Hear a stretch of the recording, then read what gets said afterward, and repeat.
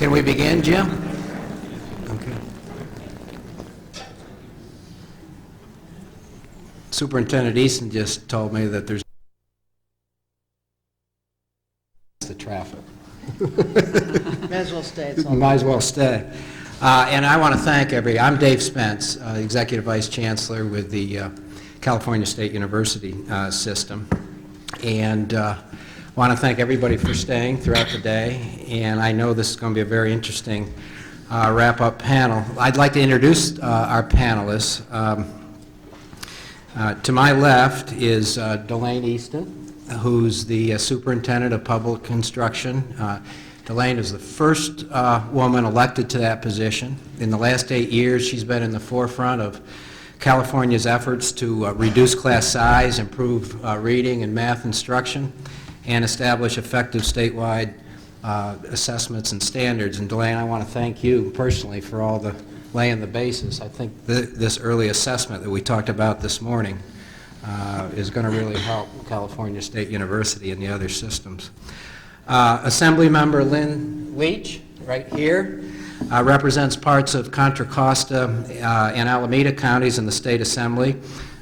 She is a successful businesswoman before running for the Assembly in 1996. I assume you're still a successful businesswoman, Lynn? I hope so. Okay. She was named the outstanding freshman member by the California School Boards Association. She's a member of the Joint Committee for the Master Plan, as well as being the Vice Chair of the Assembly Education Committee. To my immediate right is Christopher Cabaldon. He's now the Assistant to the Chancellor of the California Community Colleges. Prior to his many years with the community colleges, Mr. Cabaldon was one of the state legislature experts in higher ed and was instrumental in crafting legislation to expand financial aid, crack down on diploma mills, I didn't realize that, and substantially increase funding for college facilities. He still is an expert on higher education. His dedication to public service is also shown by his service as mayor of West Sacramento. Dr. Charles Ratliff, raise your hand, Charles, is a senior consultant with the Joint Committee to develop a master plan for education, pre-K to university. Dr. Ratliff has more than 30 years' experience in education policy, including being the Chief Deputy Director of the California Post-Secondary Education Commission and the co-founder of the Western Association of Education Opportunity Programs. And to the my far left is Dan Weintraub. He's covered California government and politics since 1987. He covered Sacramento for the Los Angeles Times for 8 years and was in the Capitol Bureau for the Orange County Register for 6 years before moving to the Sacramento Bee as its California columnist for the editorial pages. Before we start, let me also acknowledge the generosity of ETS Corporation and Archie LaPointe, its Director of School and College Services, whose support contributed significantly to the success of this conference. Earlier this month, the Joint Committee released its final report. That report gives us a focus to discuss what this conference is all about, envisioning a state of education, moving California's master plan for higher ed into the 21st century. I've asked Charles to start out by giving us a summary of the report and the work of the Joint Committee as it relates to higher education.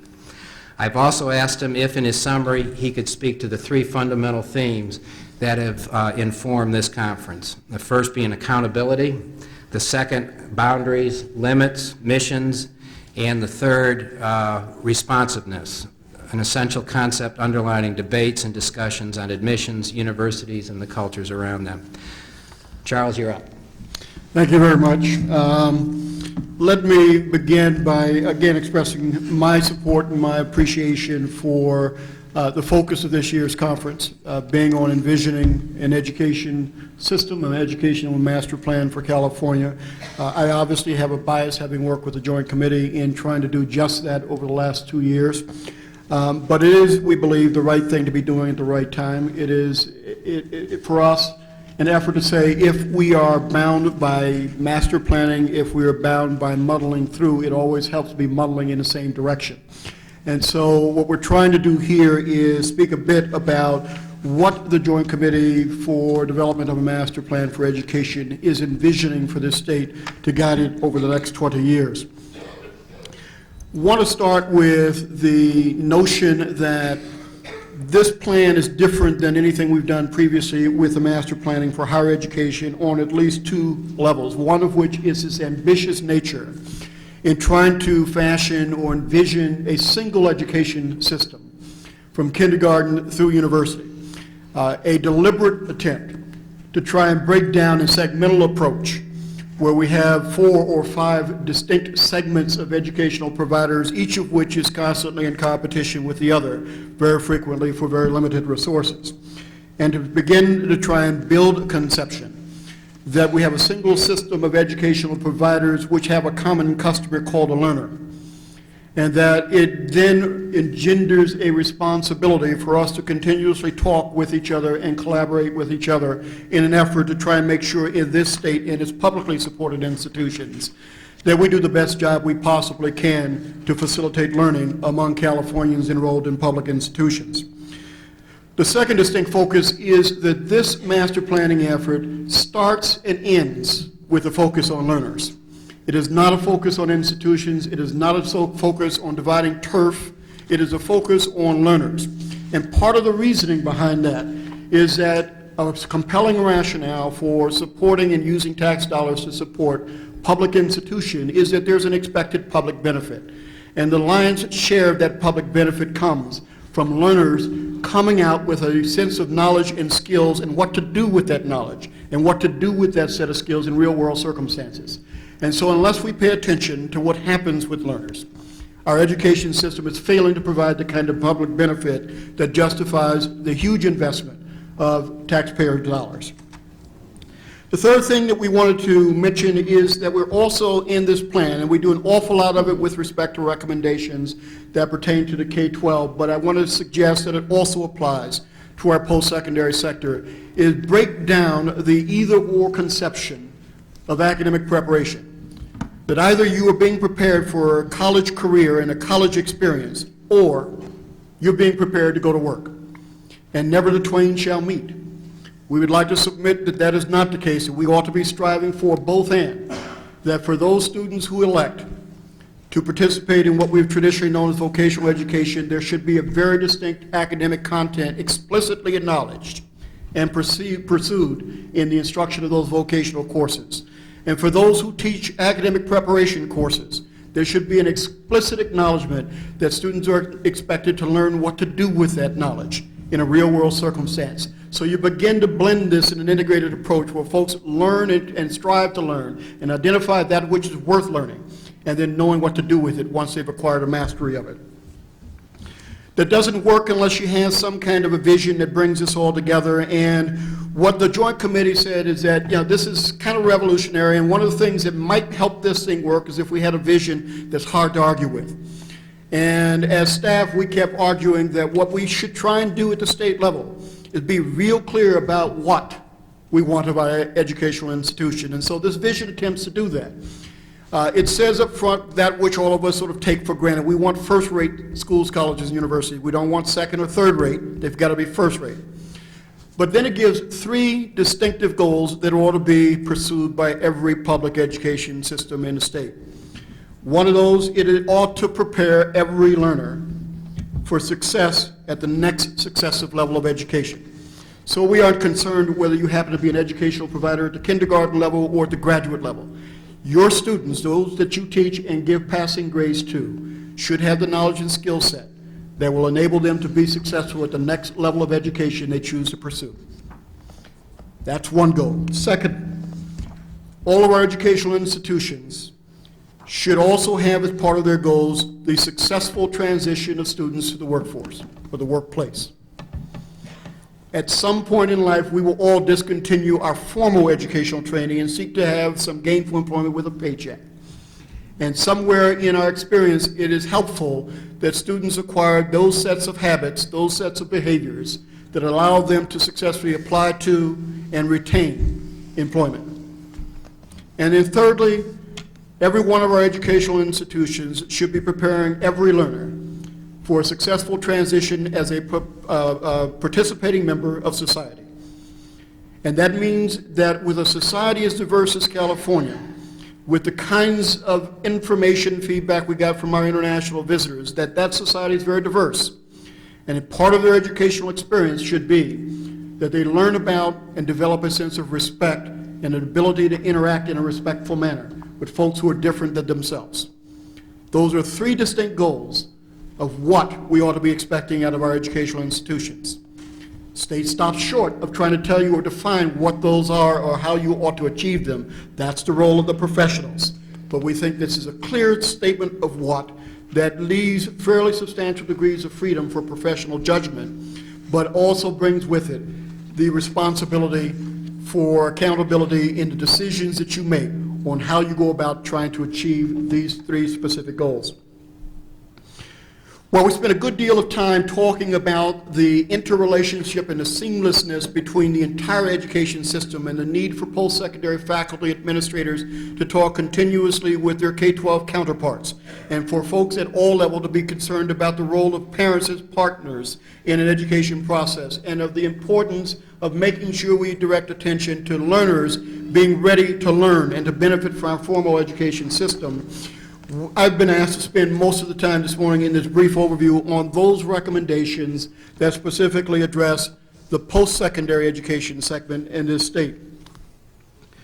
First, the Joint Committee in its final report says there are quibbles about differentiation of function and selective admissions pool, but not substantial enough that we need to make any change, and so it reserves or retains the differential function in the selection at the two university systems from the top 1/8 and the top 1/3, respectively, of the University of California and the California State University. There is nothing inherent in that differentiation that would divert attention from whether or not you're providing proper service to learners. And so that's left intact. Second, the Joint Committee recommends that we begin looking at ways and creating conditions that will increase the collaboration between all three of our public sectors of post-secondary education that will expand learning opportunities for students. It might result in increased upper division instruction taking place on community college campuses in collaboration with UC, CSU, and regionally accredited independent institutions. It may result in expanded use of educational doctorate programs in a joint approach between CSU, UC, and regionally accredited independents. But the notion is we envision an environment where this is natural behavior. It is not compliance behavior. And we do this as a matter of professional protocol.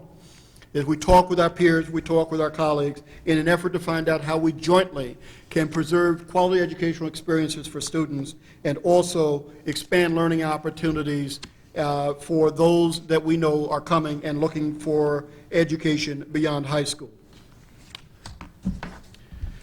Next, the Joint Committee also envisions that we can try and get at this question of the community college governance issue that has been argued and debated for several decades by trying to reconstitute the community college system as a public trust, akin to what we have done with the CSU system. So it becomes a single system with multiple districts providing services throughout the state of California. One of the things it will do is it would also recommend a recomposition of the board such that it has a stature comparable to that of the CSU trustees and that of the UC regents in terms of having major stakeholders involved on the board: the governor, the lieutenant governor, the speaker of the assembly, etc. We need to make sure that there is a symmetry, if you will, in structure for all three systems such they can begin to operate as peers and really begin to create conditions such that collaboration is a natural behavior, not compliant behavior. We think the additional thing it will do is it will begin to give the community colleges and its board of governors an opportunity to begin to exercise proper governance authority over the system, establishing policy priorities for the entire state system without usurping the authority of local boards of trustees to be able to make those administrative and fiscal decisions necessary to be responsive to the districts and the clientele that they serve.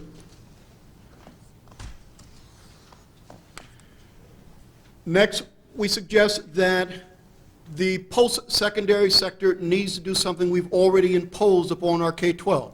That is, to take seriously the notion that we ought to be publicly accountable for some of what we do with taxpayers' dollars in the teaching learning process. In the K-12, and this is unlike what we've got at post-secondary, we've got very explicit statements about the academic content that ought to be taught.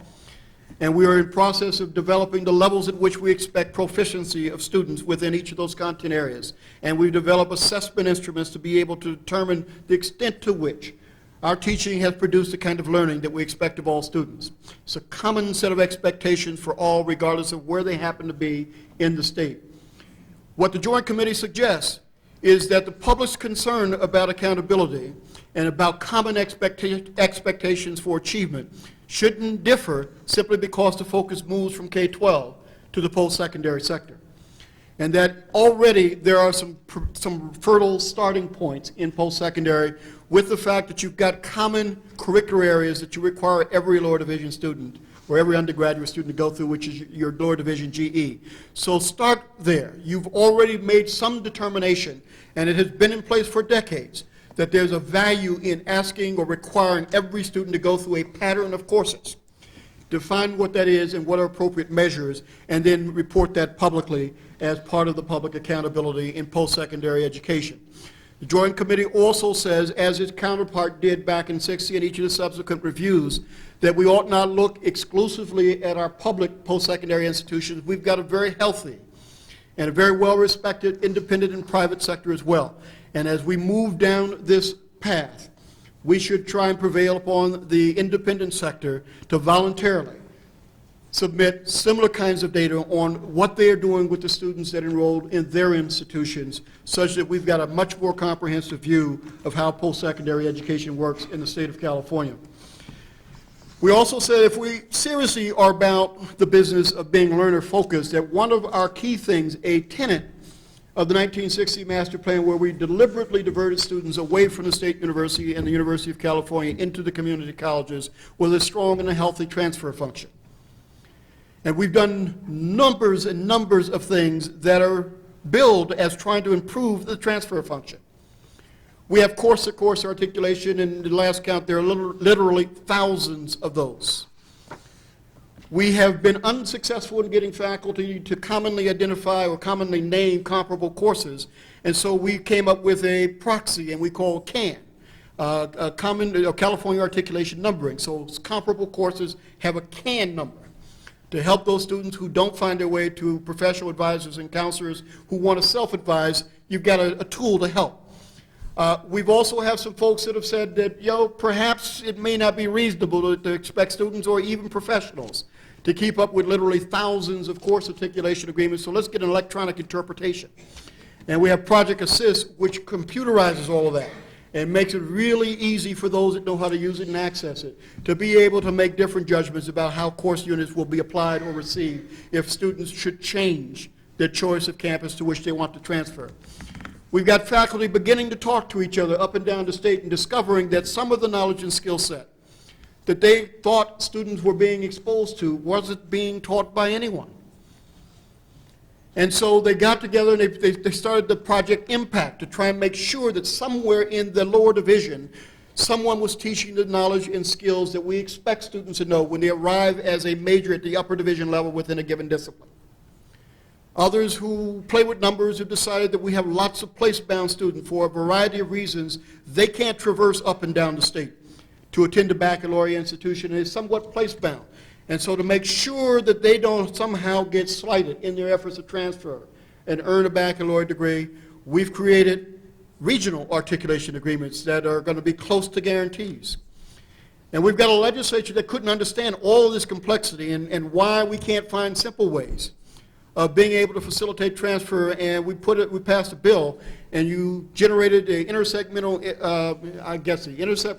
general education transfer curriculum that is supposed to try and help students figure out what you need to do so you can seamlessly transfer.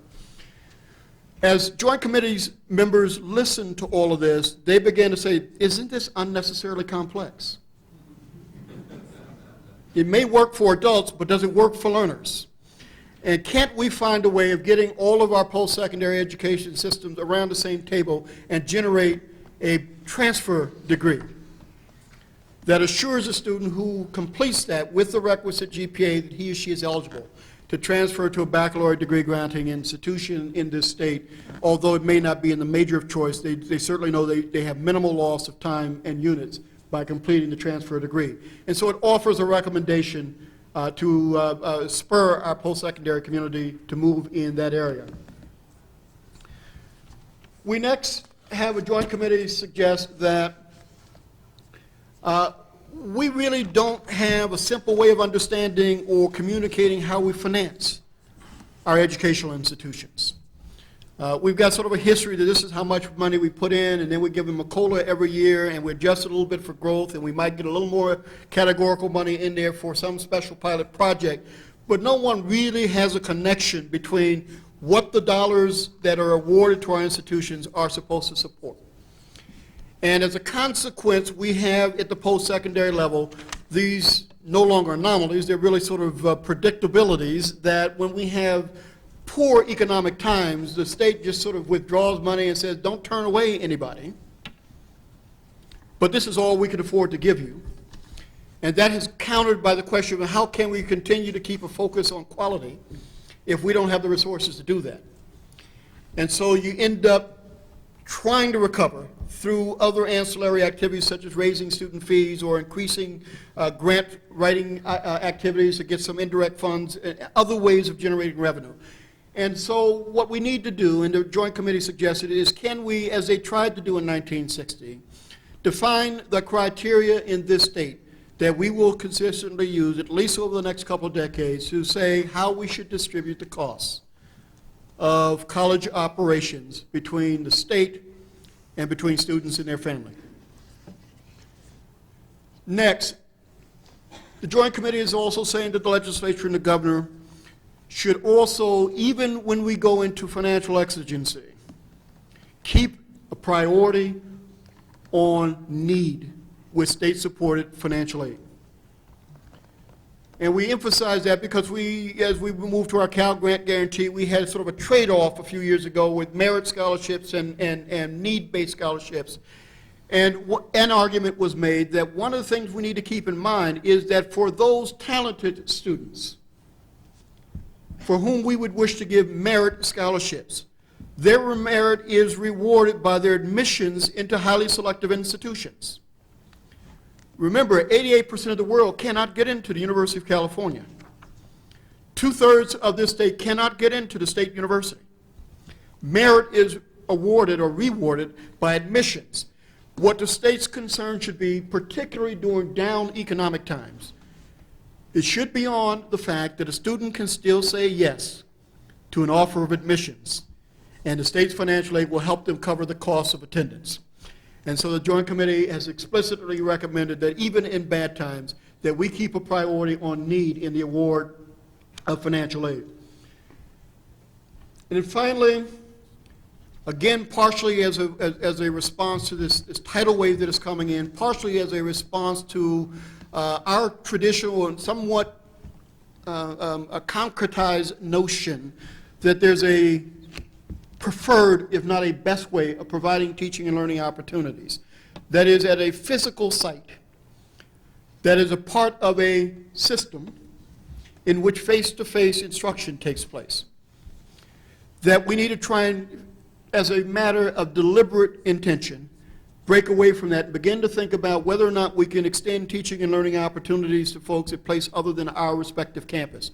Can we do something jointly at a high school campus by partnering between a community college or UC or CSU campus and a local high school?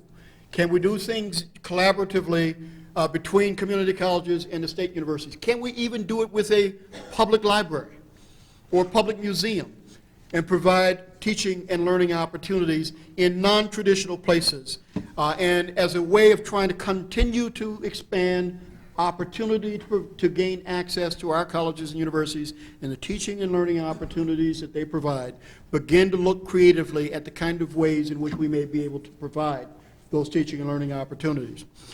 So we lastly talk about the need to do some coordination of all of this, that at some point if you're dealing with accountability, we, for good or for bad, rely heavily upon data and empirical evidence.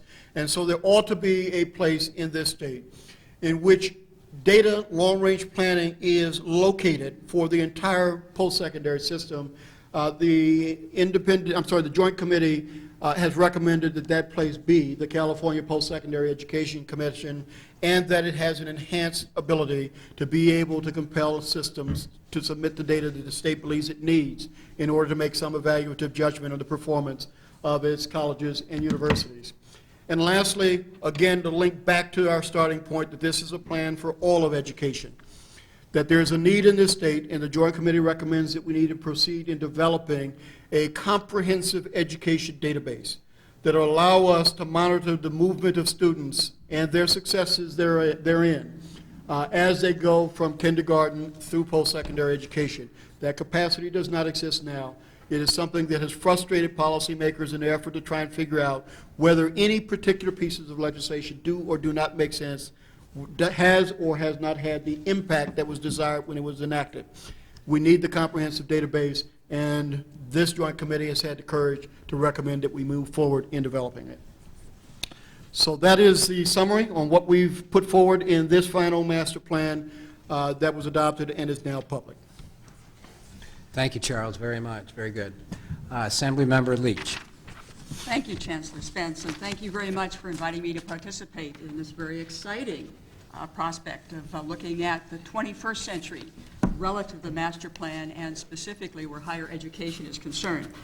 I was and am a member of the master plan committee. I joined it in January of 2001. I believe I had a pretty good attendance record, too, and sat in on most of the testimonies up here in Sacramento. Also one of the major public input forums that was held in Santa Clara, and then also in my own district. Held several sessions last summer as well as this past spring and summer for people in my district to participate. The master plan, the 1999 legislation enabling the master plan to take the big leap from higher education, which was the thrust from 1960 on, to add on kindergarten through 12th grade, I thought made a lot of sense. Here we were looking at the foundation, the fundamentals that were happening before we ever delivered those kids to your doorstep. And to me, that made an awful lot of sense, since it is government's responsibility to be involved with those young people. However, in the final master plan report, a much more ambitious vision was presented, which in my opinion went far beyond the designated focus of kindergarten through higher education learners. And that, of course, was to now reach out and expand into preschool and early childhood education, an area that heretofore has not been government's responsibility and has been left, in my opinion, where it should be, where parents are concerned and family.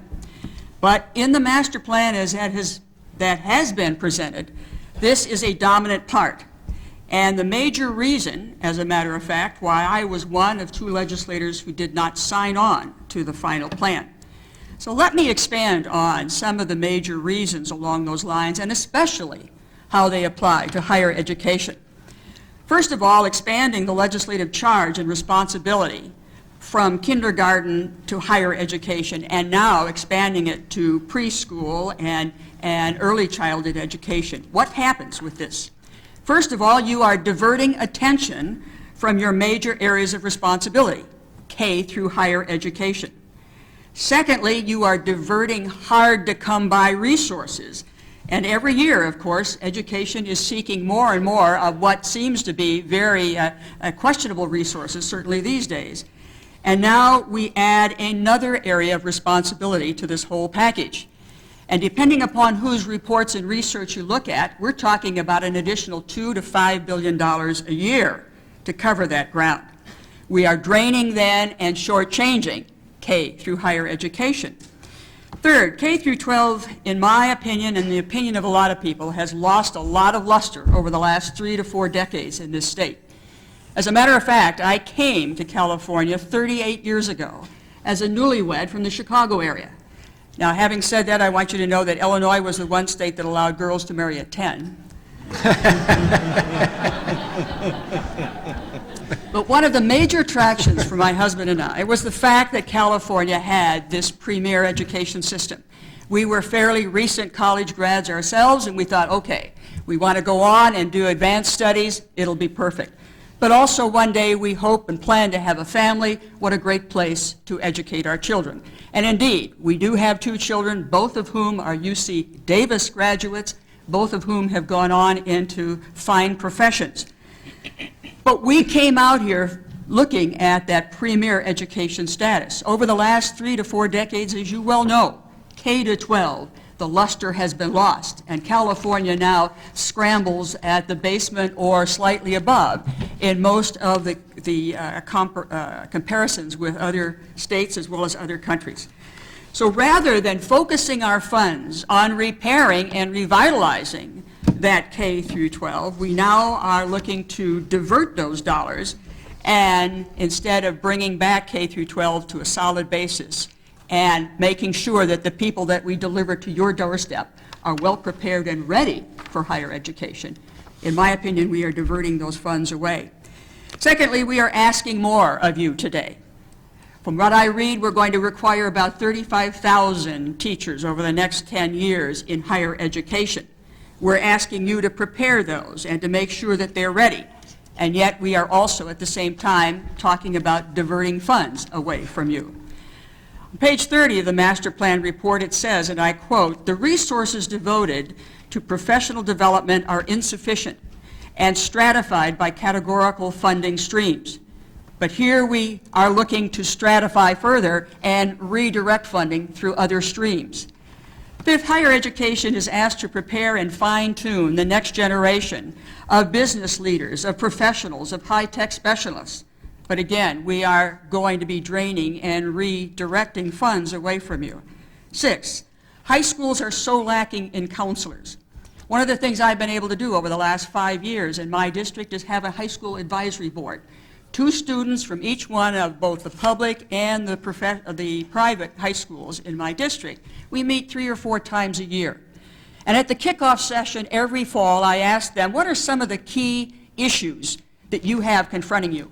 And without exception, every year, the message has come back, Mrs. Leach, we need more counselors on our campuses. We need them to help us in terms of career guidance. We certainly need them to help us in terms of selecting college and university. And of course, growing over the last 3 or 4 years, Mrs. Leach, we need them for the kids who are having real problems and difficulties dealing with all the challenges that they're facing. And we're asking you people to prepare and to educate those counselors. And yet, at the same time, I am concerned that we're taking money away from you in this other regard. Seventh, in the report and on a daily basis, we all recognize that many of our areas are disadvantaged when it comes to paying reasonable salaries to the men and women they ask to be their teachers. Not only to attract those teachers into those school areas, but to retain them and to recognize them and reward them. We should have more resources given to the local level so that they can do that on their own, instead, again, diverting those resources elsewhere. 8, we're creating a new commission, the California Education Commission, political appointees to get the pre-K programs underway. Now here we go again, creating a new bureaucracy, more dollars siphoned from the regular plans. And if indeed this is something we really need to do, why not do it within the higher education community or the superintendent's office or the Secretary of Education rather than having a new bureaucratic program set up. 9th, the quality education model would be set up to create a guaranteed preschool allocation for all 3- and 4-year-olds. So the taxpayers would be supporting not only those in low wealth situations, not even the middle class that is under a lot of pressure these days, but also the wealthy that don't need it. I don't think that that is a good use or a sound redirection of our dollars. There are several more areas that concern me in terms of the master plan relative to what you're trying to do. And I guess it's providential I'm sitting next to you, Charles. But anyway, but first of all, or next on the list, would be the focus on home rule. This has been openly referred to in the press and on the street as an end run around Prop 13. And this would take us down a path, I am concerned, where we were before the voter became so enraged back in the late 70s and with the increasing taxes and passed Prop 13 at that time. Home rule would also allow districts to band together and place a county-wide sales tax on the ballot. And here, larger urban districts could, in some cases, overwhelm smaller suburban districts and the taxpayers in same who would end up paying a large portion of that tax bill. This could, in my opinion, breed another one of those tax revolts.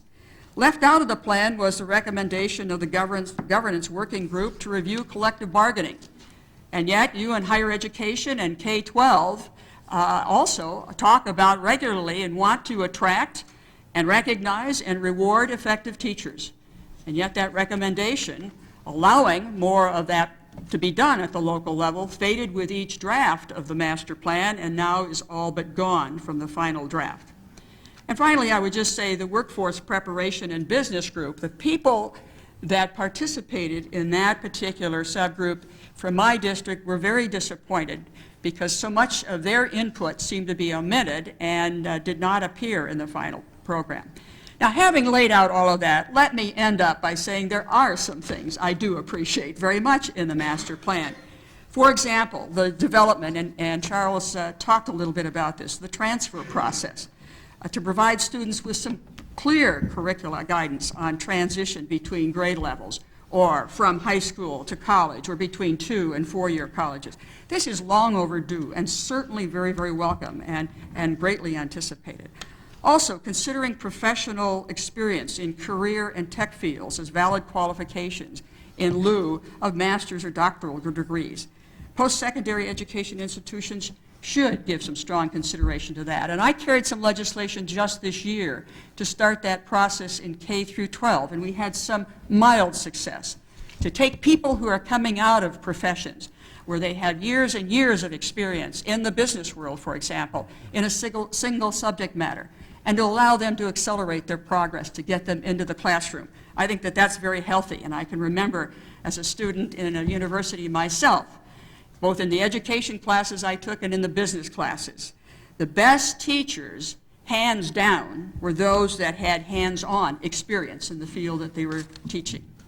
And finally, the realization that there are special targeted interventions at key transition points: kindergarten, grades 3rd, the 8th grade, and the last 2 years of high school.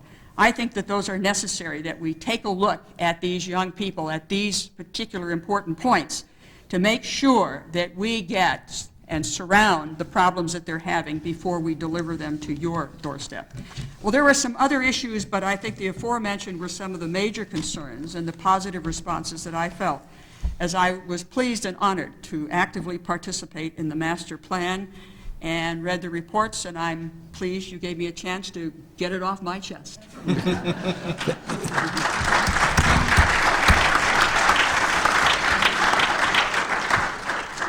Thank you very much, Lynn.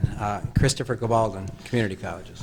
Thank you, David. And I've been asked from my panel at the beginning of the conference to please speak more quickly this afternoon, and I will do that. I think it's very appropriate that Milton Shen from the George Lucas Foundation was here at lunch, because the master plan is a lot like the best George Lucas movies in that it tells a story about what we could be like if everything went well, gives us some hint of what happens if things don't go so well. But I think the most important link is that it requires a huge amount of suspension of disbelief.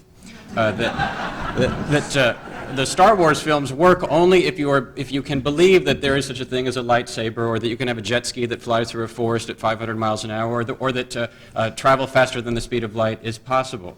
and that we will someday know how to accomplish those things. And the master plan works the same way, because I have to acknowledge that we don't really know how to solve the transfer dilemma in California. We have to acknowledge that we don't know any better than any other institutions across the country how to get to 100% graduation rates.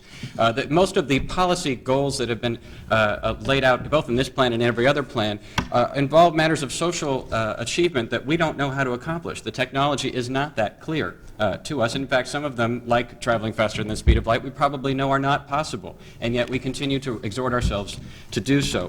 But the master plan, like those George Lucas movies, is very entertaining and is a very important part of our culture within higher education. So I'm willing to suspend the disbelief actively and engage in the other kind of philosophical underpinning of this whole master plan process, which distinguishes us from almost every other area of social enterprise in state government, in that we, even those of us that are in psychology or public administration or other fields where we know it's not true, we allow ourselves to fall into a trap of highly rational decision-making with perfect information and no risk or uncertainty. That somebody out there knows how to solve these problems, and it's one of us, or it's all of us, or it's the legislature if we don't get it right. Somebody has the knowledge and the expertise and the ability to enforce decisions that will accomplish these objectives. I can't imagine at a conference around AIDS or cancer that we would all beat ourselves up that we have not yet achieved it. We need new mechanisms for accountability, for making sure that we that we find the cure for AIDS by next year, and that what the real problem is that we need to be more accountable for our results. It's that we really need to figure out how to actually solve the problems in a more direct way. But having said all of that, the master plan has been a successful device, so I'm going to continue to not just bury it, but to try to praise what I think is useful in it. We also do need to remember that the master plan it did not create this whole system that we celebrate and that the rest of the nation and the world models, or at least as we tell ourselves. The system was not born.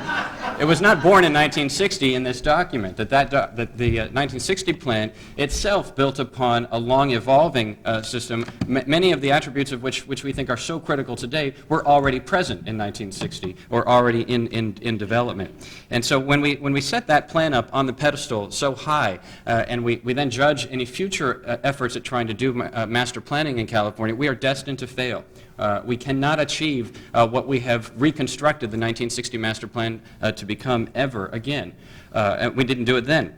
And I think it's even more challenging today. We might want to lower our expectations around what master planning can really produce.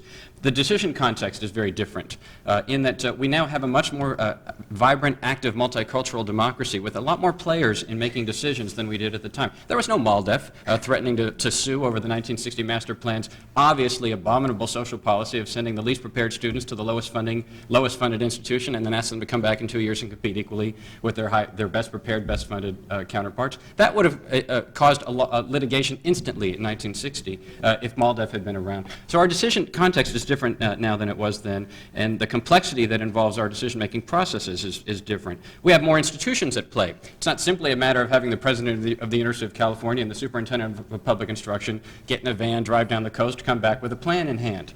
We have many more institutional players, both formal institutions in decision-making and organizations and interest groups that have something to say about what an overall system might look like.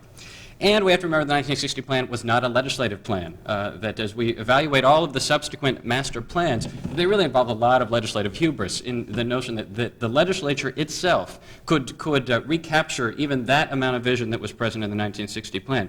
And it's not just post-1960. The 1920 pre-master plan work by the legislature failed just as well, because those plans have tended to see the institutions as opportunistic, errant children engaged in shirking behavior away from what the clear public policy goals ought to be, and as opposed to the partnership that resulted in that initial plan. So the 1973 review of the plan that focused on diversity and non-traditional students, I think some of us might question whether or not it was that plan that really resulted in the diversification of our institutions, both in terms of student characteristics, but also the non-traditional traditional student body, or whether that was really the creation of market niches for the state university and the community colleges that were open to them. The 1986 to 1989 review process, where the principal outcomes really were in the area of community college, matriculation, finance, and governance, but the broadest implications of those plans really pale compared to what was accomplished in the 1960 effort. The same thing goes for coordinating agency reviews, and it's not a slam at CPEC. This has been true for every coordinating agency in California. The reports tend to be focused around exhortations around outcomes as opposed to institutional design, which was really the beauty of that original master plan from 1960. So there's a lot arguing against a good master plan process in today's modern environment in terms of producing that kind of major social change. And I think the challenge in this one is that there was not identified at the beginning a significant higher education imperative that would drive the whole thing. To not offend Robert Birnbaum, I won't say crisis, but there was no imperative saying that this is why we have to get re-engaged in the higher education master plan. We can say it's tidal wave 2, and that was certainly part of the 1960 plan at its foundation. But in the absence of having sniping between the institutions that the legislature can insert itself in to try to resolve, tidal wave 2 by itself was not a problem that had been identified as one that was really a master plan level issue. It was an issue of the state's commitment to fund the policy direction that it had reasserted over and over and over again. So rather than reopening the plan, it was really a question of its budgetary commitment. And the plan continues to focus on performance as opposed to designing a system that will work, recognizing that higher education systems are not hierarchies where we can simply decide by intention that we will accomplish the following thing by the next 18 months, but that we are complex systems, and that our success is an emergent characteristic of that complexity. It is not an intended decision made simply by vote of a governing board or by a local academic senate. So having said all that, I think this master plan process really did try to overcome many of the flaws of the past.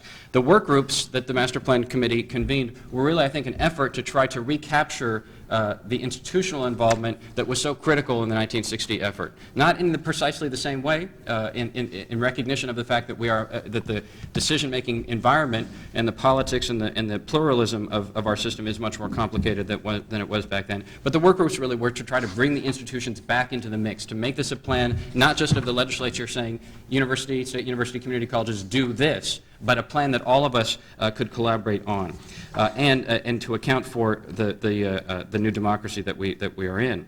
But I have to say that having done all of that, I don't think you can say that this plan succeeds at integrating the K-12 and higher education elements of master planning. That integration is more than stapling the two of our plans together. And there are a couple of areas where I think that's particularly clear. One is in the area of post-secondary finance.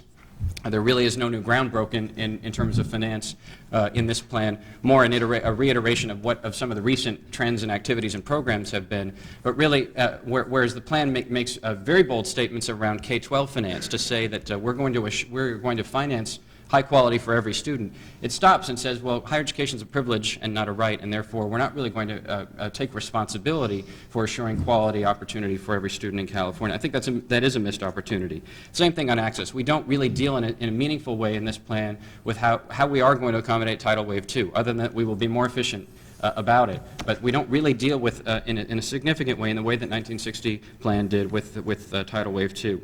And we don't deal in a serious way about quality in higher education and the state's commitment and resolve to deal with quality.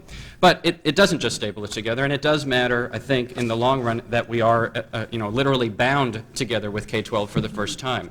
That probably is an important initial condition for that kind of future integration to occur. So I don't want to minimize the important work that the Joint Committee has done in trying to at least draw us together so that and create the institutions and the relationships and break the boundaries down that will allow us to engage some of those issues more seriously into the future. And the plan does put some of those blocks in place for the next master plan when Charles takes that up again in a few years. It does focus on data, which is, while data is boring and does not make a good press release to announce that you're creating an integrated statewide data system, and it does strike fear in the hearts of folks within the institutions like me. It is necessary to have that data in order to conduct effective effective planning, real planning, that's going to be integrated within higher education and between higher education and K-12. And this plan makes some strong recommendations in that regard. It recognizes that the community colleges do not have the decision capacity in order to be effective partners with the rest of the higher education system, or even to resolve some of the issues that the state has identified. And it recognizes, unlike all the previous master plans, that the problem in the community colleges is not a battle between the state board and the local boards. The problem is the state itself in its relationship with the system, and that the community colleges have to have the capacity to govern themselves effectively in order to accomplish the state goals. And it gives a significant nod to the notion that collaboration, the same sort of collaboration that was the heart of that 1960 plan, is really going to be the way to resolve some of the challenges that the Joint Committee has identified, such as in the area of transfer. So I think if you lower the bar for what it is that we really expect out of a master plan in today's modern context, this plan does meet that test. It moves the ball down the field in a significant way without tackling some of the major challenges that I think and I hope that the next plan will do. And I think we have to recognize, even though we were exhorted at this conference not to ever talk about the K-12 portions of this master plan document, because it's a conference on higher education, that the Joint Committee made significant strides, whether you agree with the specific proposals or not. They took some very significant measures in the K-12 arena, and that their attention was largely focused in that regard. And so that even the smaller issues that did emerge on the post-secondary side are really important steps, given the amount of attention that was devoted to it throughout the process. So, I think that the document is a master vision. It's a master legislative agenda. Whether it's a master plan, I think is an important semantic question. But we need a vision, and the legislature does need a comprehensive agenda as well. And I think it accomplishes those objectives for California. So, thank you.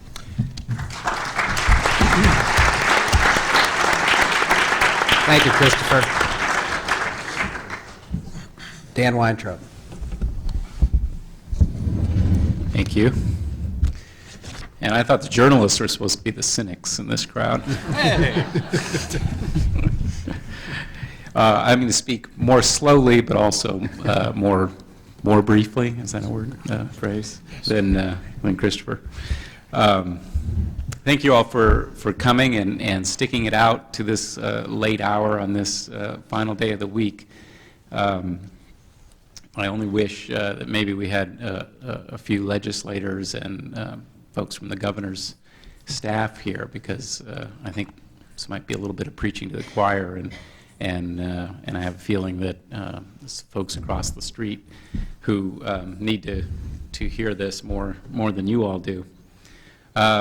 I come here not as an expert. In fact, I was a fairly late add to this panel when my colleague Peter Schrag, who knows a lot more about these issues than I do, had to bail out. And Tim Hodson, who invited me, apologized on the way in for putting me through this. But as it turns out, he needn't, because what he did was prompt me to read this document, which I had not done before he called. I was sort of avoiding it, like, oh no, another one of these big gray tombs that get produced at the Capitol that really doesn't say anything or mean anything to anybody, filled with words like collaboration and seamlessness and governance. And when I started to look at it, I found out, yeah, it was filled with all those words, and it was gray, and it was big, but it was actually kind of interesting.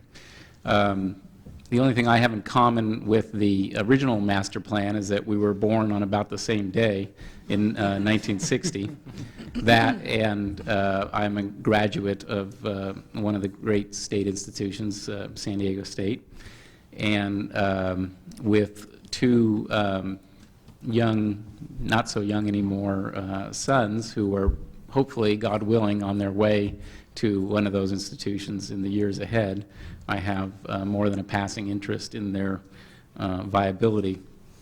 And as someone who's covered politics and government in California for more than 15 years, I certainly have been an interested observer of the educational institutions in this state. So my take on this thing is from that distance, so please forgive me if I oversimplify or skip over some of the nuances. But it struck me as a fairly radical document. There were a number of things in here that surprised me and kind of impressed me that a group as diverse as that which put this thing together could come to consensus on. I think, and I'm just going to kind of go through what struck me as kind of the highlights of the highlights here, some of which I have an opinion on and others which I just found interesting. The first thing that struck me was the idea of sort of nationalizing the community college system, or statizing it, as it were. That seems to be a pretty radical notion. I would imagine it would be not real popular among those who are in that system. And I find it a little scary. I have the feeling that in this state and in this world right now, we're in a period of decentralizing and breaking things up and giving more authority to the local level, and this appears to be going in the other direction. I can imagine there'd be advantages of doing that, but it certainly is a huge step. The idea of accountability for the higher education system, I think, is a huge idea. I am one of those who does think that what we've done in K-12 in the last 5 to 7 years on accountability has been helpful. I think it's a work in progress. I don't think it's nearly as disastrous as the opponents of those reforms would have us believe. I think that one of the most important things it's done at the K-12 level is focus in a systemized way on the kids who are not learning. And the debate seems to be now why they're not learning and what we can do about it, as opposed to, I think, 5 or 10 years ago when the whole question was sort of shoved under the rug, more or less, because we didn't have a system and data that showed us exactly what was going on. And I think the mere fact that we're having those harsh debates today is tremendous progress, and I think if that could happen at the higher education level, that would be a good thing. I think that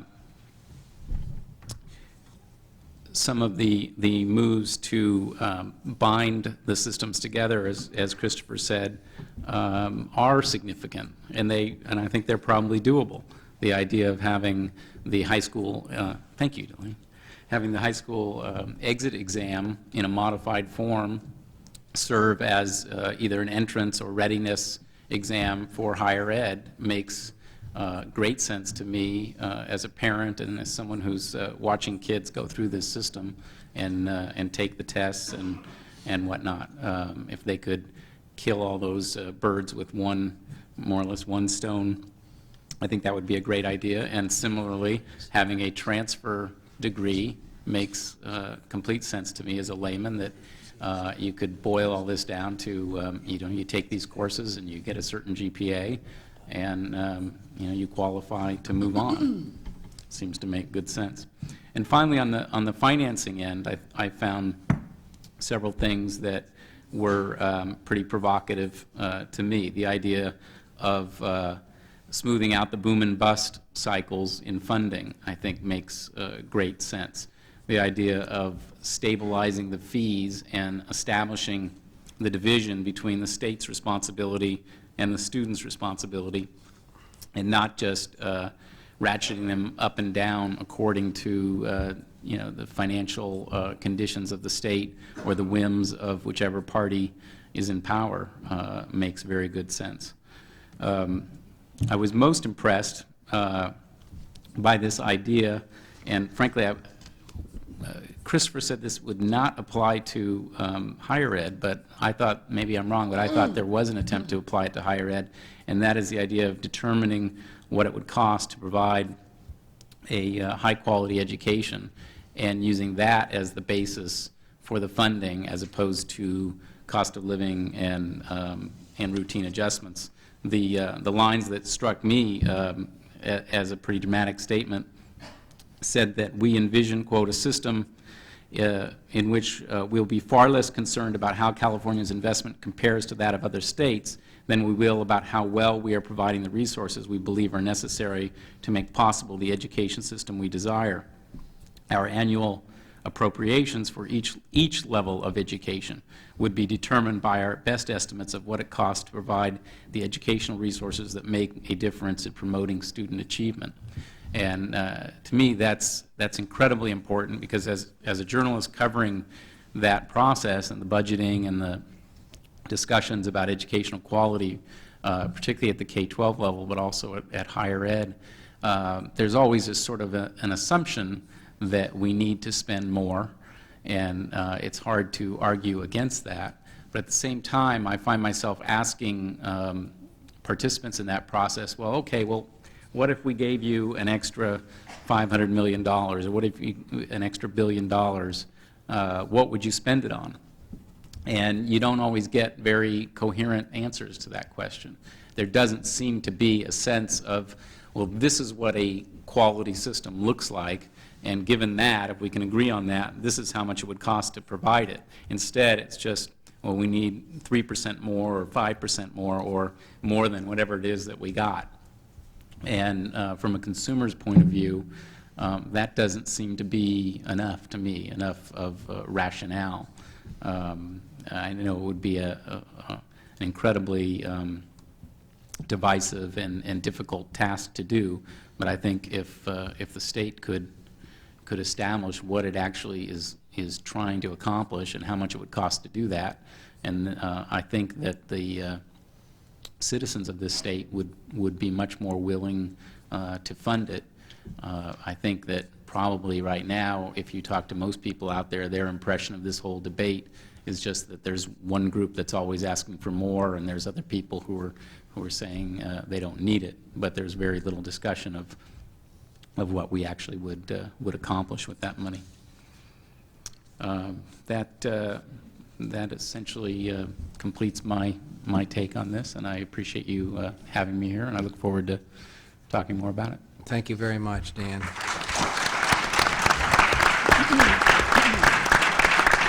Appreciate your perspective and your time. Superintendent Easton. Oh, there's nothing like the 5 o'clock speaking spot on Friday afternoon, is there?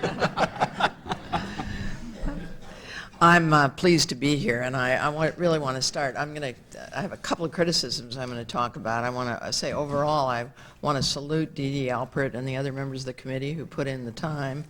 And there was a good attendance at many of the hearings that I was at, and I want to say Dee Dee is a friend. She was my seatmate back in 91 when I carried a bill to create a master plan for K-12 education. PTA, I see, is here. They were helpful, but it wasn't ready yet, and the state wasn't ready to do that, and I'm really pleased that Dee Dee persevered, and now all these years later we're having this conversation.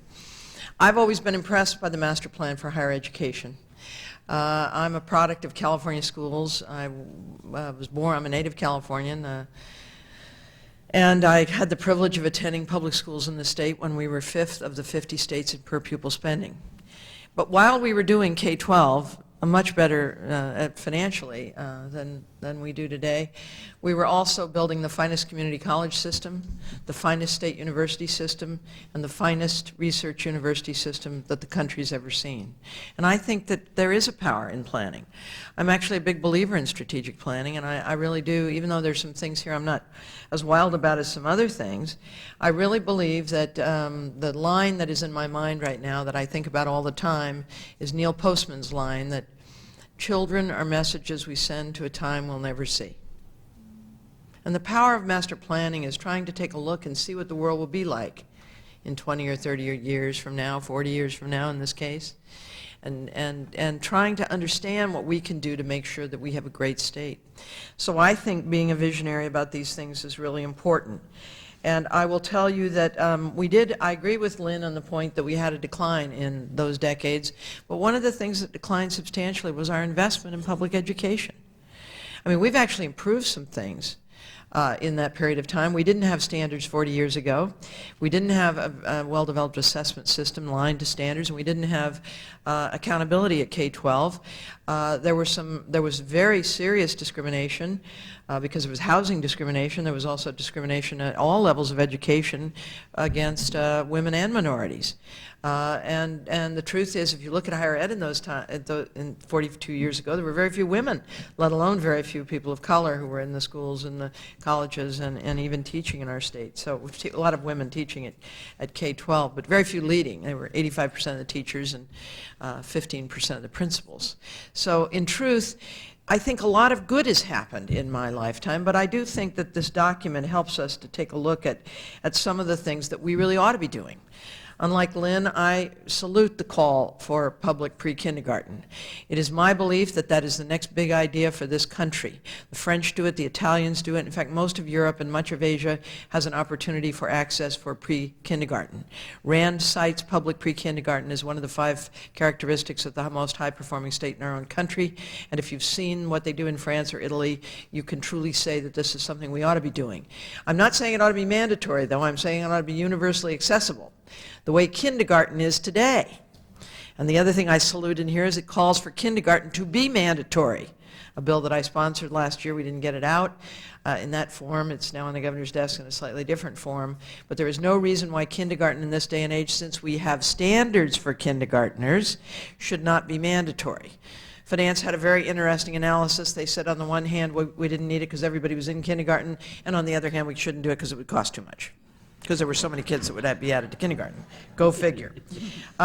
So I think once you know what brain research tells us about what happens to a child's brain between ages 3 and 5, it is almost irresponsible for us not to be having a conversation about public pre-kindergarten. I incidentally have been a community college instructor. I am a trustee at CSU and a regent at the University of California. So it's incumbent on me to spend a little bit of time on K-12 because I am the state superintendent. I want to just say, though, I really believe very fervently that we have got to find a way not to fight between and among ourselves. We have got to put every segment of higher ed together with K-12 and pre-kindergarten and make sure that we all fight together as a team, because I am your farm team. If I fail, higher ed fails. The taxpayers of this state are not going to support a system for people from out of state alone and from other countries. So the kids of California have got to be in these systems because, in fact, they were achieving at high levels.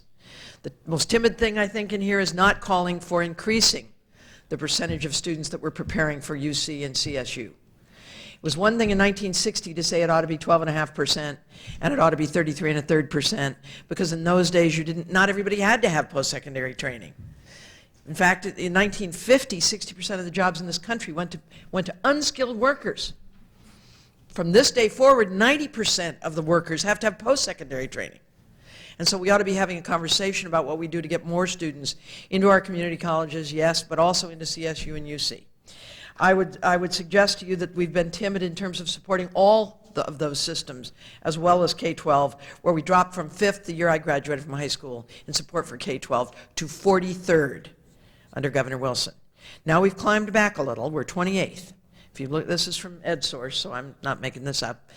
But the reality is, if you look at what we are in comparison to the cost of living in California and to the percent of personal income we're spending, we're 45th. Think about it.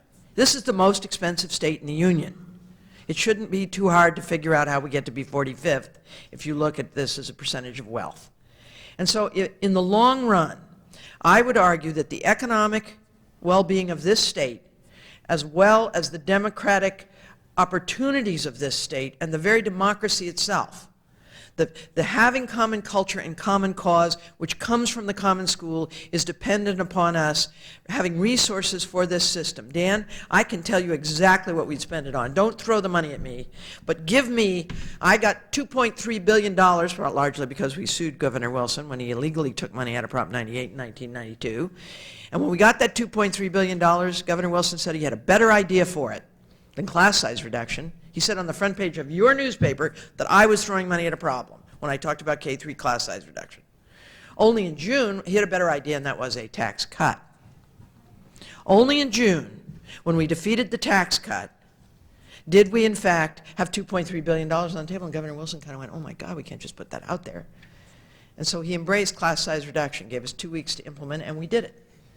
But that's where that's, by the way, where our classroom teacher shortage really got bad, because you can't do a program like that in 2 weeks and not wind up with a bunch of warm bodies that you called in to try to do the work, and a bunch of, by the way, inferior classrooms. Our original bill called for doing it over a 4-year period. But the bottom line is the system should be, above the 3rd grade in California, we have the largest class size in America, and the most diverse student body. I was at a school in Newark the other day, and where the principal asked me to tell the kids to tell me what language they spoke at home. Punjab, Indonesian, Indian, Vietnamese, Spanish. The list was 12 countries in one classroom in Newark, California. And it's that way in so much of our state. And so larger class sizes having the largest class size in America above the 3rd grade is not a good idea. We really ought to be having a conversation about more resources. We ought to be doing what this document talks about in terms of putting some of our best teachers in some of the lowest performing schools. But there ought to be an incentive to go there. That's what we do in the military. That's what we do in the State Department. We ought to be paying people substantially more for going to the lowest performing schools. And they oughtn't to be under-resourced. I've been in schools that could be in Soweto, South Africa. I've been in schools that are an embarrassment to the state of California.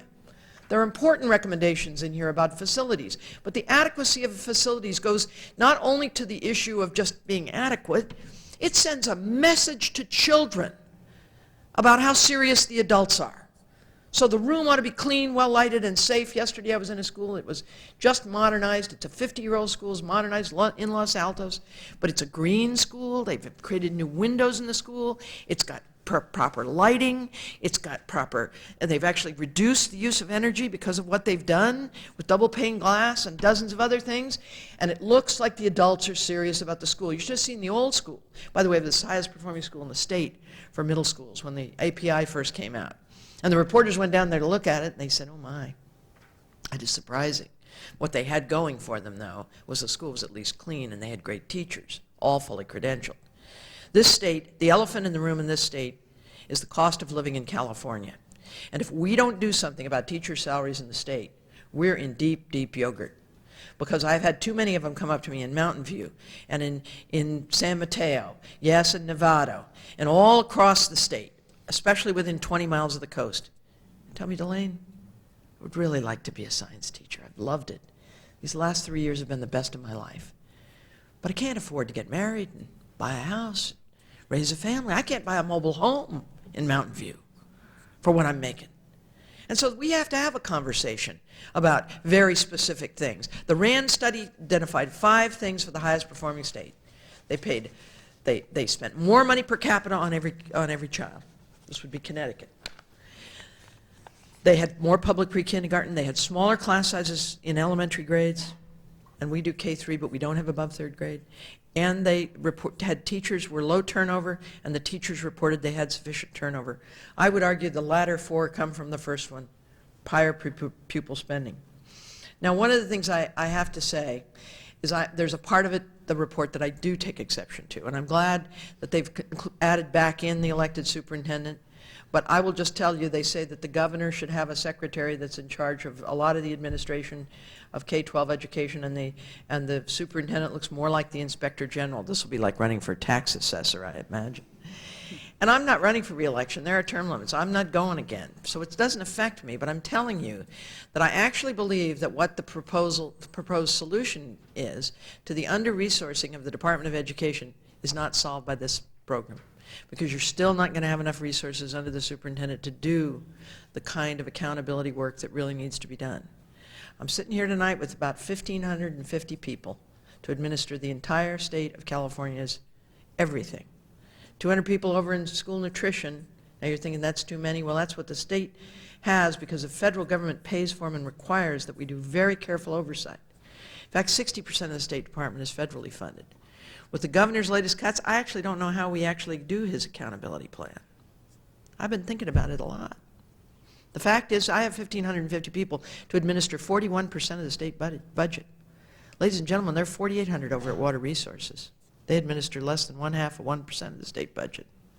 So the problem doesn't necessarily get solved. I'll tell you another reason why I think if you're going to have a multiple executive, if you have no other constitutional officer elected, it ought to be the superintendent.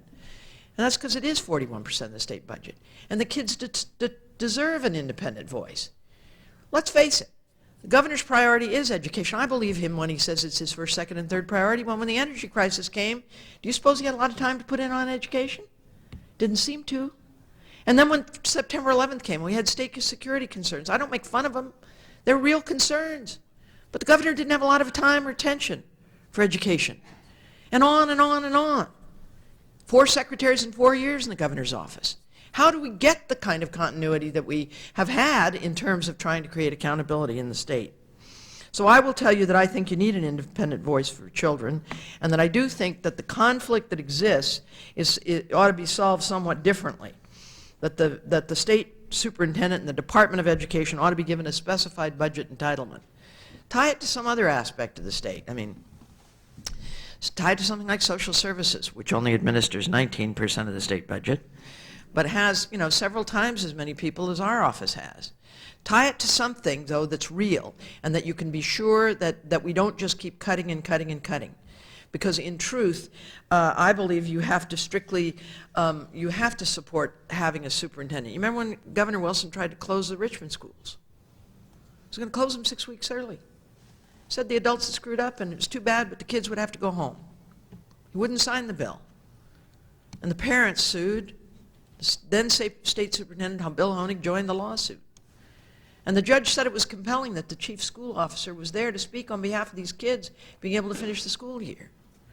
I would argue that you really should have an elected state superintendent if there's any other constitutional officer elected. But they ought to have more control, in fact, over the policy. Because right now the state board has a whole ton of control. And, many of them don't set foot in schools. They don't read their agenda packets. I'm sorry, some do, but many don't. And they really are trying to micromanage schools in a way they don't understand. They simply do not understand. One of the board members said if he had his way, there wouldn't be any science from K to 5. And since he was the science liaison, he was going to end. We weren't going to have that. And I had to say, well, I'd have to sue you if you did that. Why? Because it's actually in the state standards that we have science. So he put into the frameworks that we should only teach science when we have 5 or 10 extra minutes in K-5. Now, let me just tell you, for some of you, science is very important. For others, it isn't. For some, art is important. For others, it isn't. For some, music's important. But the point is, to be a well-educated person, we ought to have standards in all the major areas, and the children ought to be learning all of those things. Not just the history, because I love history, but because they ought to understand the Republic. I think we also, though, ought to reduce, not increase, the number of commissions. Look, we got a curriculum commission. We got an instructional materials fund. A panel. We've got a content review panel. Not even PTA can keep up with all the panels we got. And it's partly because we're trying to devolve more. It's getting further and further away from the public. They can't even keep track of who's recommending what. There are too many panels. And if need be, I think there ought to be more focus on fewer. I do agree with the stabilized funding. I think it's critical that we stabilize funding. But I just hope we don't stabilize it in the cellar. I hope that we don't stabilize it at 45th. And I really do believe if worse comes to worse, we ought to do an initiative where we do something to guarantee the support for higher ed and for K-12. Community college is sort of thrown in with us, and I think they would have been cut worse if they hadn't been part of Prop 98. We've got to find a way to ensure funding. This is the most important thing the state of California does, is educate its children. It's second to no other thing. And yet we have often, in bad times, created it like an afterthought, or we've said that, well, kids get the biggest share of the budget. They ought to suffer the deepest cuts. The last thing I'll say to you is you're thinking, God, she's talking about more money in a time when there isn't any money. Good grief, ladies and gentlemen. When there wasn't any money is when I was a kid. After the Depression and the Second World War, and we're into the Cold War, those were the people that didn't have any money. And so your parents, the machinists, and your parents, the mechanics, and your parent who was a plumber, and your mother was a dress clerk, and your parents who worked as migrant workers, and your parents who worked in the airlines, cleaning them. They were the ones that built the University of California, the Cal State University system, and the community college system.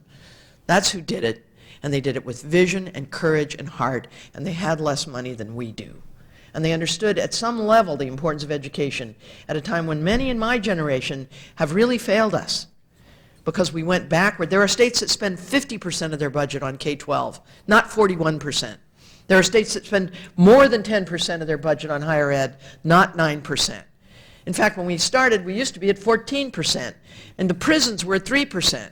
Now we spend more on the prisons than we do on higher ed. That's right. And you know what? I'm tired of the Cadillac prisons and the jalopy schools. I want to see the values in the society be for the kids. Now, would this be hard? Well, I liked what Kennedy said when he said, I want to go to the moon by the end of the decade. And there were a bunch of doubting Thomases there, sort of like class size reduction doubting Thomas.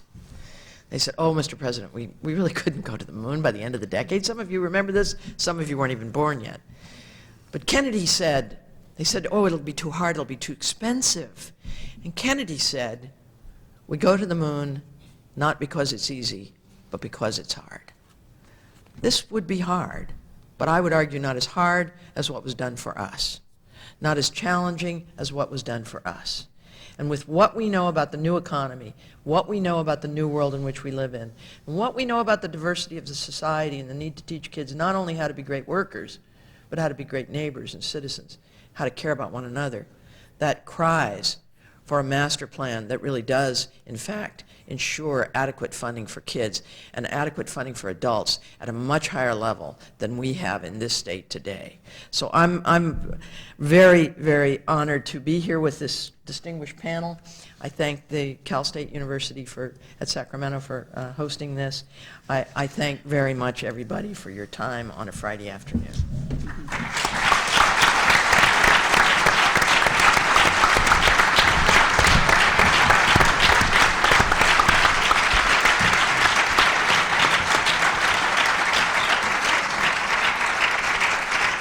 Delane, thank you very, very much.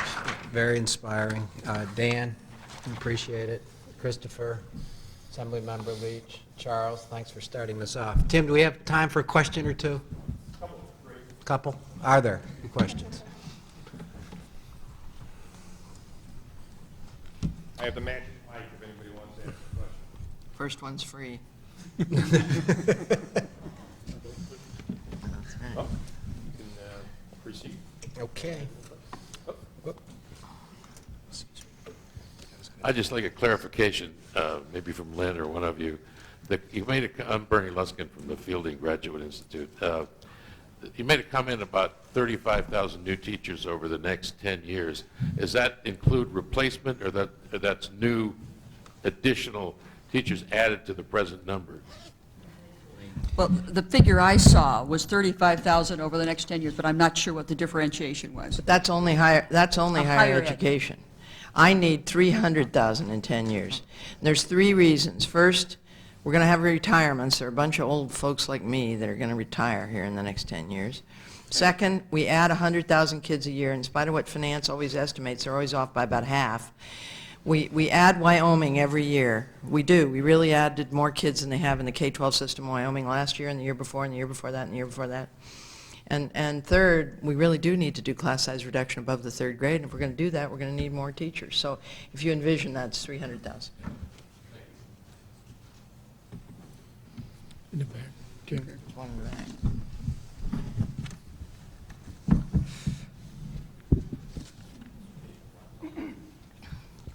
Just two quick comments for you to respond to. One, on that last point, I think that's 35,000 FTE, and we're mostly part-timers. So if you're talking about educating the college teachers, those are head count, not FTE. Every person in the classroom, in a college classroom, should be prepared to teach well. We don't do that yet. Secondly, I would like to see in the philosophic statement in the master plan much more emphasis upon the building of community and the kinds of issues you were raising at the very end. And then to turn around, when we talk about how we accomplish that, when we talk about more project-based learning, more collaborative learning, that means you have to rethink how time is allocated, how it's blocked out. Because right now, those blocks and those walls lock students and teachers into a structure that makes it very hard to collaborate. So going back to Christopher's comment about design, I would like to see not prescription, but a recognition that there's a fundamental design demand implicit in this, and the funding and the support for the communications that need to go on and the rethinking. I would argue that one of the things you ought to do is be paying a lot more, especially K-12, for the professional staff development time and for the time to collaborate. And that's one of the things I would do. I would pay teachers more, but I would probably pay them, but require that they be much more collaborative, much more as a team. Right now, we only pay for 3 days of staff development. Those of you familiar with the private sector, we'd never think of saying, well, we have a new protocol we want you to learn, and we want you to take a vacation day and pay your way and go down to some place and pay for what you need to learn. In the private sector, they pay people for their professional development. We don't as much in education as we should, I think, certainly at K-12. So I would like to see more time allocated and paid for teachers to either be trained or to do collaboration at school sites and to do more, to learn better how to do project-based learning, because it's an important thing. We have a conflict management program in our high school in Santa Cruz, and they are growing up all over the state. It's been wonderful with high school students. It's reduced all kinds of problems on the campus among students, and it was the first thing to be cut when the budget was cut, because there wasn't any legal support for it in the system. There wasn't any expectation. It was marginal. It was marginalized. It needs to be centralized. I mean, made focal in the core. It's the same reason we're 50th in counselors in the state. The first things cut: counselors, nurses, librarians, ancillary kinds of services, which really are core in this day and age.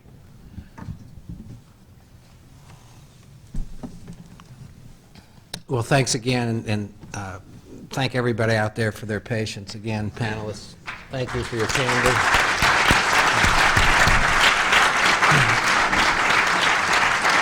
I know we're just going to take about, I'm going to take about 2 minutes before I recognize President Girth for really the final word. And I just want to say that being relatively, anyway, an outsider, been here 4.5 years, that I do want to say a good word about, Christopher, the master plan that was established, that is the basis to this day, that was built in 1960. As you go out across the country, which I have been, and I've been with 4 other systems, this is still seen as fundamentally one of the great master plans, and it has, because of its insistence on clear missions, and some people call them boundaries. Sometimes CSU calls them boundaries. But clear missions, it has allowed us in California to have the world's greatest research university, the University of California. We wouldn't have had that if we had spread resources out across, 30 senior public universities. And I'm a little biased, but I think we have, the greatest senior university system that combines access, the commitment to access, quality, and scholarship, and the community colleges, where most of the students who begin the track to baccalaureate education in this state begin. So I hope we don't junk this master plan. I don't see, Charles, anything there that would suggest that. I think we have a good basis on which to build. But the other point I'd make is, as we, the strength of this master plan has been in the missions and the clear missions, and they have built some boundaries. And that makes what we need to do in the next 10, 20 years even more difficult, and that is connect things better if we're going to meet some very important state needs. And we mentioned these. Better preparation of students for post-secondary education, as well as the workplace. We do need to do better. Although, I will tell you, if we had a day, California does a lot better than most states in this, if we compare remedial education rates and other things. But we can do better. Transfer. We do not do that well in this state. We need to connect better. CSU particularly needs to work on this, as well as the community colleges. And finally, there's going to be needs in advanced graduate education and advanced professional education, which the University of California may not either be interested in or well-equipped to really serve. I'm talking about nursing and business and professional psychology, respiratory therapy, physical therapy. Education, thank you, Delane. We've made a little progress with your help in that recently. We need to make sure those needs are met, and we have a system and a structure that will address those. And finally, we talk about connections, but that's kind of a abstract term. To really get it done, we need cooperation. And I will say this, that I have noticed in the past couple of years, working so much with faculty, and that's another thing, this system's insistence and its commitment to shared governance with faculty. It's quite exceptional. You don't find this in other states. It slows things down maybe from time to time, but the ultimate product is better. I've sensed more and more a willingness to respond to the public interest in many of these things. Not to the, bless you. Not, I hope it wasn't anything I said. Not to negate the academic interest, but bringing these two together, the academic and the public interest. They do not have to be antithetical. Now, where's President Girth? I want to recognize President Don Girth for truly the final word, but, as he comes up here, and you're going to get a lot of this over the next year, Don, but you know that Don has announced his retirement, albeit a working retirement. But after, 28 years as a president, Don? 27 years, over 40 years in the system. And I just want to say that, in my 4.5 years here, President Girth, you've really epitomized what California State University is. And should be, which is the best combination of the commitment to access and quality scholarship in the country. Don?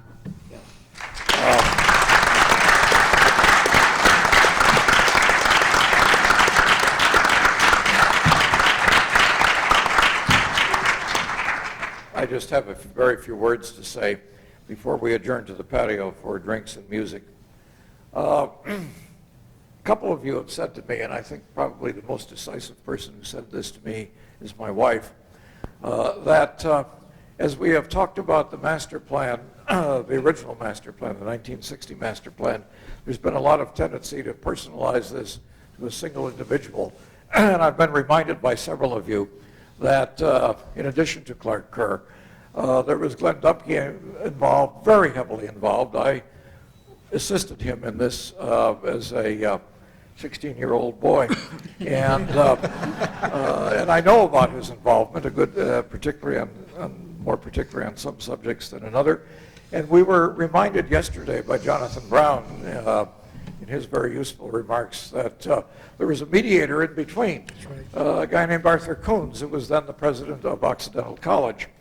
And we were reminded by somebody's remarks here, maybe Christopher, yours, that Roy Simpson, a name most of you have probably never heard of, State Superintendent of Public Instruction at the time, really rose to a level of statesmanship that's unusual in the role that he had to play. So there were a number of actors, and I have a rather undying loyalty to Glenn Dupke, and so I thought I would say that.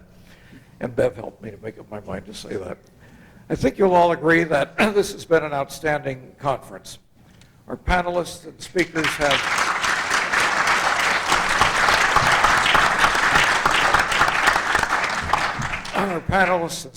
have educated, challenged, and informed us, often with great style and wit. I'd have to say one of the things I've learned out of this conference, and it isn't in my script, is the need for us, perhaps more so than ever before in my experience in California, which is 45 years now, to not just look inward. We often think of ourselves as something resembling an independent nation, separate from the rest of the United States. often people in the rest of the United States think of us the same way. And I'm being very serious in this. This isn't just a wisecrack. And I think we need to reconceptualize our relationship to the rest of the world and what we can learn from the rest of the world. I thought the international panel in the latter part of the morning was exceedingly interesting in terms of lessons that can be learned by, from other societies as they grapple with the same kinds of things that basically underlie the issues for higher education all over the world. The fact that we now live in a knowledge-based society, which creates a whole different set of relationships between the higher education community and the greater community than we have ever experienced before in human history. I would like to express my appreciation to the men and women of the Center for California Studies and the Institute for Higher Education Leadership and Policy for their superlative labor and dedication. I should like to thank our co-sponsor, the Center for Southern California Studies at California State University, Northridge. We'll be seeing you next year. My gratitude also goes to Pearson Education, the Educational Testing Service, California Cable XYZ Association, and others for their generous financial support. And to CSU Chancellor Charlie Reed and Executive Vice Chancellor David Spence, I'd like to say thanks for your public support for the conference and for the Center for California Studies and the Institute for Higher Education. Finally, I want to thank all of you, all of us want to thank all of you, for joining us to debate California higher education. Thursday evening, I spoke of the unique place of California and the opportunities therein. Opportunities to conceive an education system that effectively and responsibly serves all of the people of California, of the new California. And by doing so, perhaps the opportunity to provide a model for the world. The American philosopher John Dewey once wrote that the most notable distinction between living and inanimate things is that the former maintain themselves by renewal. That, in brief, is the challenge of higher education in California. We must move forward in a process of renewal, renewing the master plan with this new master plan for all of California education, and hopefully the debate, which this document, now signed by a number of members of the legislature, hopefully the debate that this will cause will be a process of renewing our institutions, all of our institutions of learning. Renewing our commitment to the role of higher education in a democratic society and in the new California is a very high priority. I hope that this conference has contributed to that very necessary renewal process. Thank all of you. Conference is closed. You got me all revved up. Private time. Nothing like calling you after your talk. Honored to make you be with you. Thanks, Dan. It's good seeing you. I hope so too. It's my pleasure. Did you get away before vacation, man? Okay, thank you, Don. Well, you did a little better than I did. You got there. You got there.